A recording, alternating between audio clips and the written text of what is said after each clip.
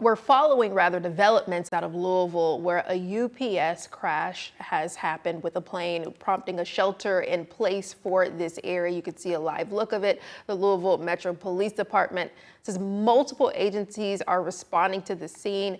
You can see below that smoke smoldering, the fire still blazing.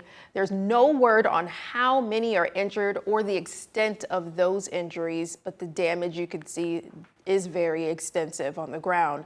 Several blocks near the runway on fire. The plane, again, a UPS flight, the number 2976. It was on its way to Honolulu, Hawaii, and it had crashed just shortly after taking off. That information is coming from FAA.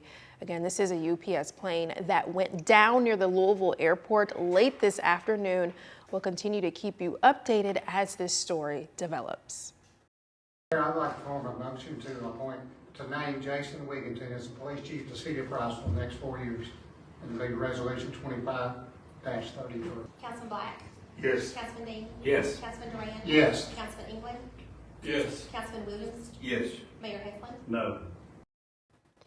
What you just heard was a nearly unanimous city council vote last night that replaced the chief of police in the city of Priceville. The firing of police chief Jerry Holmes has stirred up the city of Priceville after the brand new city council decided to replace him with a sergeant already in the department. Former police chief Jerry Holmes, you see pictured to the left, has been with the city of Priceville for almost 4 years. Chief Jason Wigginton on the right started leading the department last night. Fox 54's Caleb Aguayo shows us the transition. The city of Priceville has a new police chief after a city council vote just last night ousted former chief Jerry Holmes, who's no longer employed by the department. According to Priceville Mayor Sam Heflin, the city's new council took their seats last night, just like many other cities in the state. One of their first votes in office was to remove Chief Holmes from the force. The city council passed the vote almost unanimously, with the only no coming from Mayor Heflin. In the wake of Holmes' departure, the Priceville City Council promoted Sergeant Jason Wigginton to lead the police department moving forward. Because Wigginton's currently on vacation, it's not yet clear how much change the police department will undergo as a result of his leadership. But as soon as he gets back, Mayor Heflin says they're going to sit down and figure out the department's policies moving forward. And the change was sudden, coming as a shock and a disappointment to both Mayor Heflin and former Chief Holmes. Take a listen. Personally, I felt that we had the right chief in place to start with.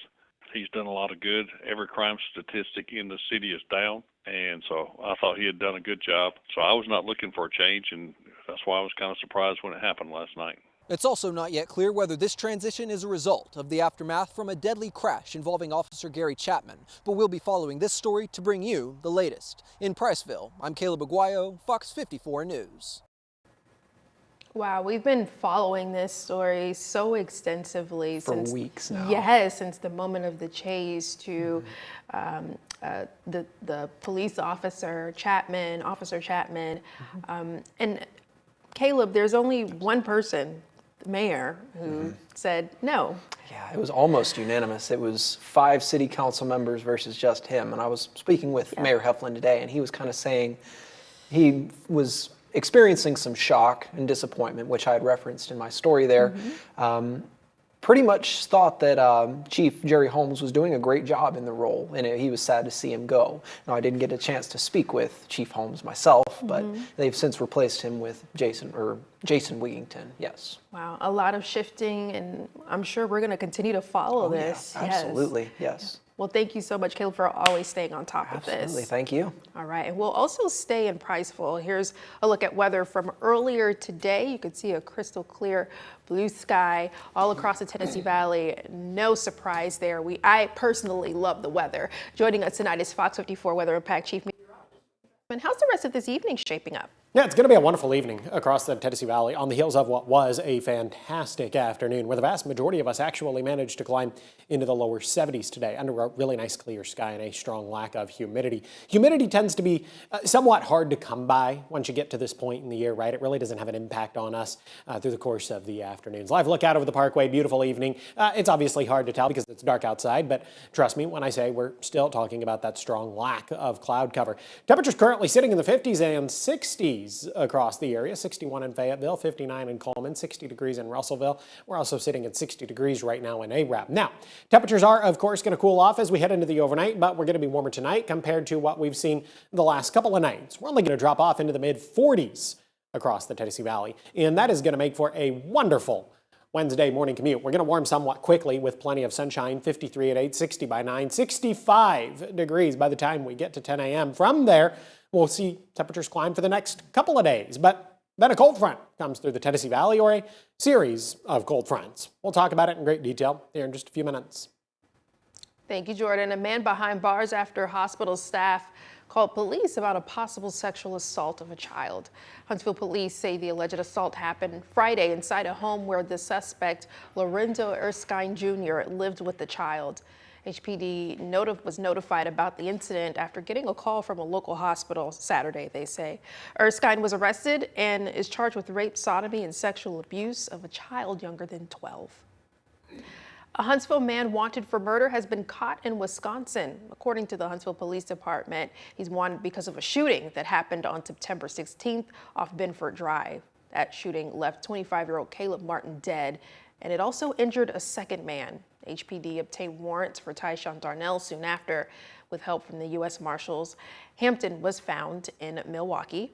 Hampton's charged with murder and assault, and he remains in Wisconsin awaiting extradition to Huntsville. A professional angler charged in a fatal boat crash on Smith Lake has waived his arraignment and pled not guilty. The case centers the April collision that you see right here captured on camera. 3 people died when a boat driven by Flint Davis slammed into another vessel. Davis faces criminal charges, including reckless manslaughter. A circuit court judge signed an order yesterday confirming Davis submitted a written waiver of arraignment. According to the court order, Flint has 10 days to file pretrial motions. A status review hearing is set for March 25th of next year. We're learning that 3 kids were hurt during a car crash in Huntsville this morning. Here's what we know so far. According to officials, the crash happened shortly before 8 a.m. on Macon Lane. One child was in serious condition while the other 2 are expected to be okay. Aaliyah troopers are still investigating the crash. FOX54 will provide more information once it becomes available. A new court date is set for a man in Tennessee who was wrongly deported to El Salvador by the U.S. government. 2 days worth of hearings on whether the U.S. government unlawfully prosecuted Kilmar Abrego Garcia will now take place December 8th and 9th. That'll come roughly a month before Abrego Garcia's trial on a human trafficking case will begin. Hearings were originally scheduled for this week.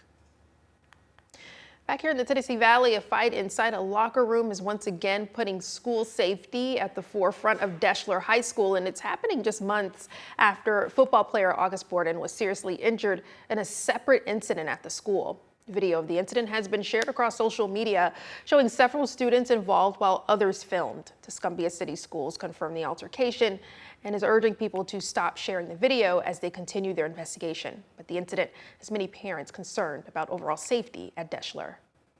In my mind, as a mom, I was thinking, what if that was my child? Think about it, August was attacked. 2 weeks later, another kid choked out unconscious, and now here it is 2 months and another child. So there's no telling how many more kids in between those incidents that has happened, and they're just terrified to come forward. I do think there's violence here, and I think it's a cover. I think it's bigger than what most people think. We'll have more on this story on Fox 54 News at 9.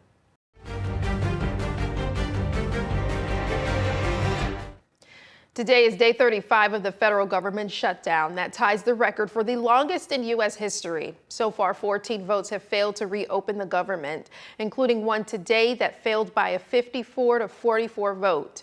And neither side expects substantial progress on this election day, with key races from New Jersey to California. The impasse for both parties is health care funding. According to CNN, Democrats are considering whether to accept a standalone vote to extend Affordable Care Act subsidies that are expiring, but there's no guarantee it would pass the Senate, so talks continue.